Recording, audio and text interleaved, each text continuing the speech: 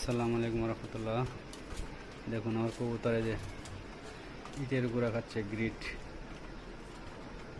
কত সুন্দরভাবে খাচ্ছে। দেখেন দিয়ে হাইরে পাওয়া যায় না। দেখেন পারাপারি করে খাচ্ছে।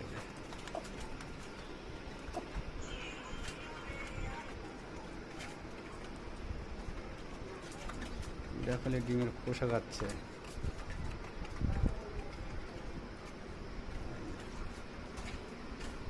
গোসল দিয়ে শুয়ে পড়ছে। খাও খাও,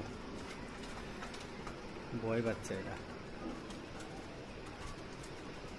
ওটাকে দেওয়া হয় নাই, ওটা দেবো পরে। এখন এই যে